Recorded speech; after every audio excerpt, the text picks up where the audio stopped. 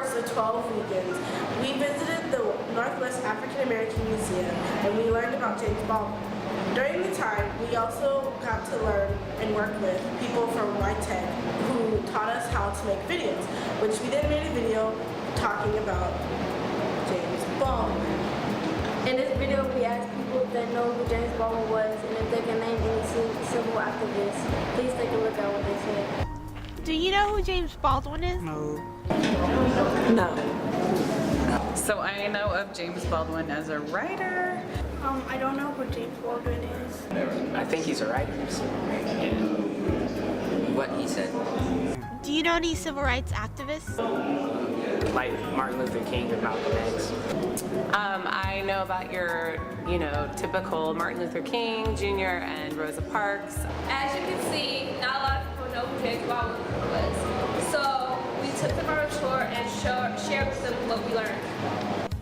I am worried about getting my work done, getting on paper, which is the best way for me, a search and record, which hopefully would be of some value to somebody someday.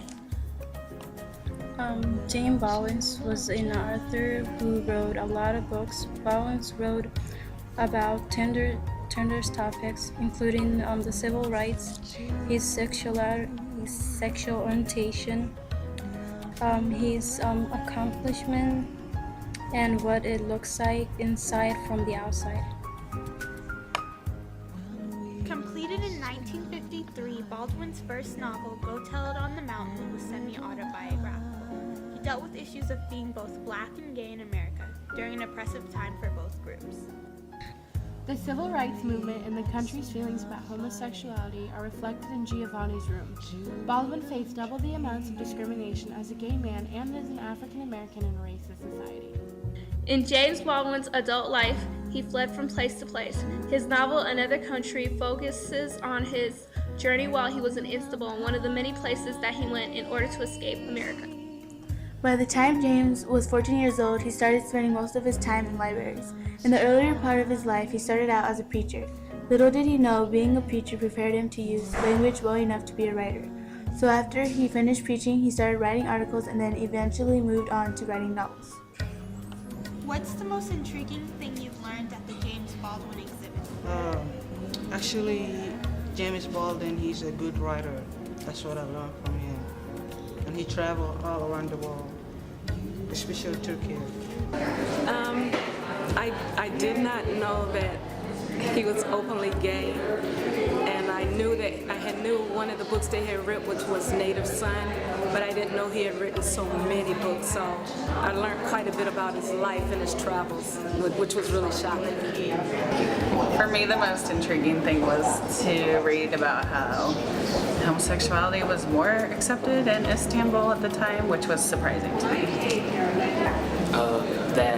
James Baldwin, like a lot of his books and stuff, he was like in Istanbul for like a long time, so I thought that was kind of cool because a lot of people, especially like black people, weren't like in Istanbul, so that's kind of cool.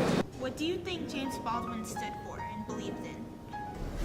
He believed, he wrote what he felt and write it. That's what I know.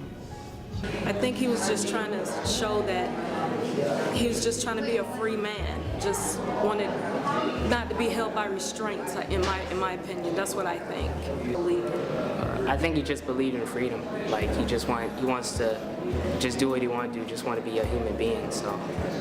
How will you share your knowledge of James Baldwin? I will tell the people that he's actually a good writer, and then he's a good person that can inspire the people. I'll tell people, and then there's like Facebook and Twitter. So I guess I could just tell people that way. I'm gonna tell everyone. Now that I know about him, I'm gonna tell everyone and pick up some of his books so I can start reading and find out a little bit more about him.